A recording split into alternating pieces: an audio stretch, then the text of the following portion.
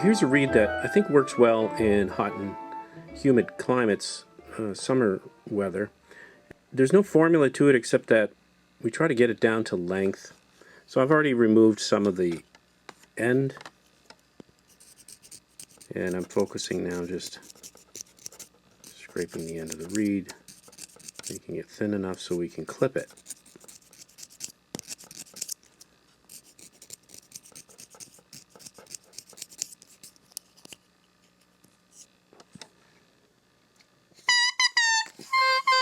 Now, we just want to get it down to 70, and it's about 73 or so.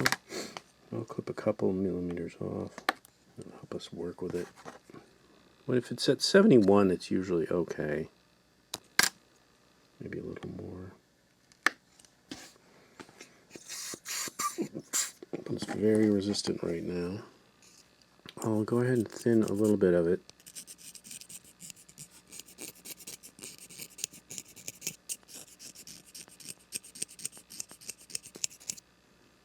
I'm not really going too wild with it. I just want it to make a little peep, that's not too resistant. And then we take it from there. It's kind of the way, if I have to make a Demore or an English horn reed, kind of the way I do it, similar to this. Now let's try something. We're going to remove some bark, get it to relax somewhat.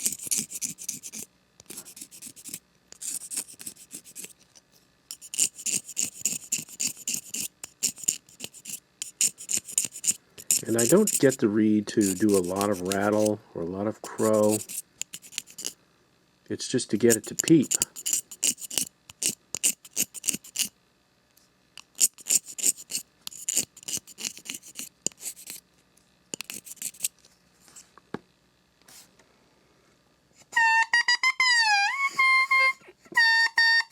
And yeah, it's playing. And you can see it's fairly heavy,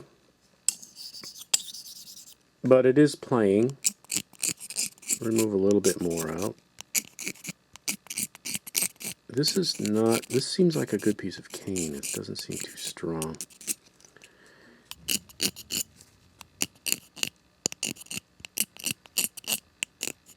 So, like I said earlier, there's no formulation. We're not trying to get it to crow. We're not trying to get it to make a lot of rattle or get the tip really thin. It's not like that. We just work from the front and go to the back.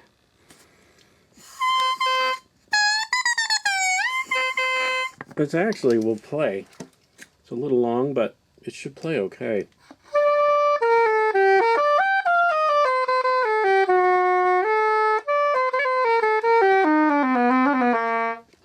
It does play. It doesn't sound too bad, but we need to work on the tip a little more. So what I suggest doing is, at this point, to clip it some more, even though it's playing, because it's really too long at 71. This is a very quick, efficient way to make a reed in this climate. And you can make it in the winter like this also. Many people make their reeds like this.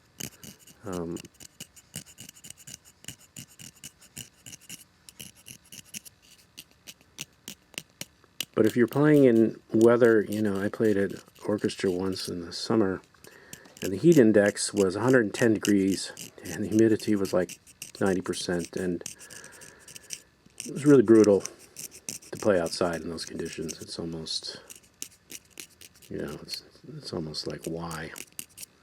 Because it's intonation and pitch and reeds, and it's just really a struggle to play in that kind of condition.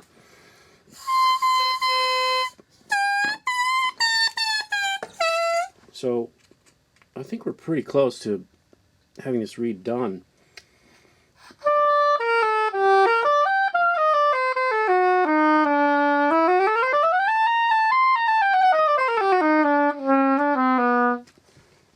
What I would do is just try to get it to have a nicer tone.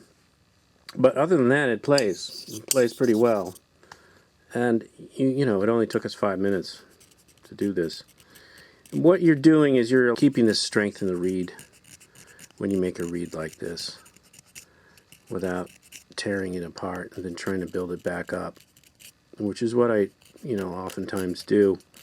And it's not always the best way to do it, particularly when you have such harsh climate. Now I'd like to get it to sound a little better, have a nicer tone, but as far as playing, I mean, this reed plays.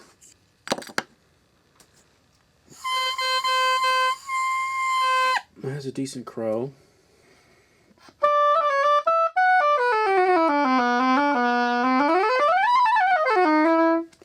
Just going to do one little thing, but it's responding well. To try to get more tone into this thing, I'm going to do right on the sides here, because it's a little on top. So kind of, I'd like to be more mellow. But this reed is ready to go. I mean,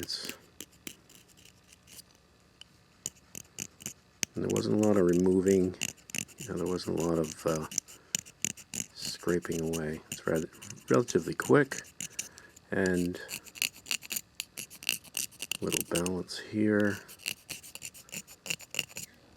Yeah, I really don't take that much out of the back of this.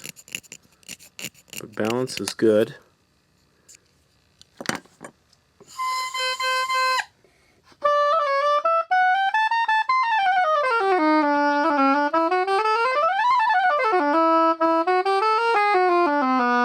Alright, I'm going to do one final thing, and hopefully this will help.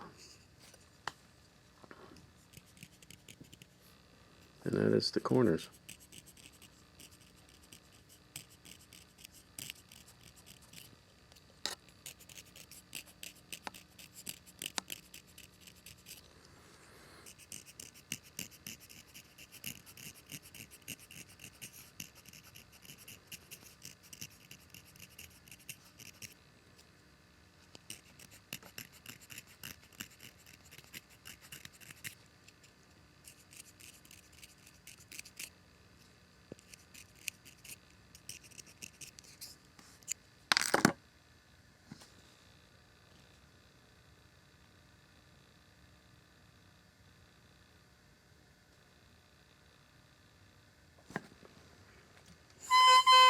Oh, that's good.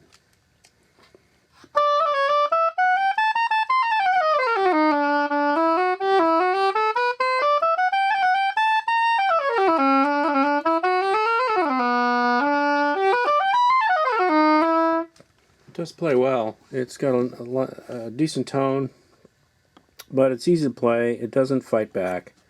It doesn't. You don't need a lot of lip.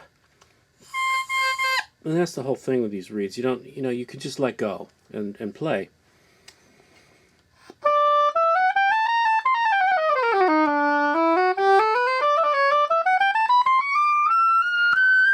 It doesn't have the greatest tone, but you know, it plays well. And when you're outside and you have to play in these terrible conditions, it's good to have a reed that works with you and is not really make you struggle to keep pitch and whatnot.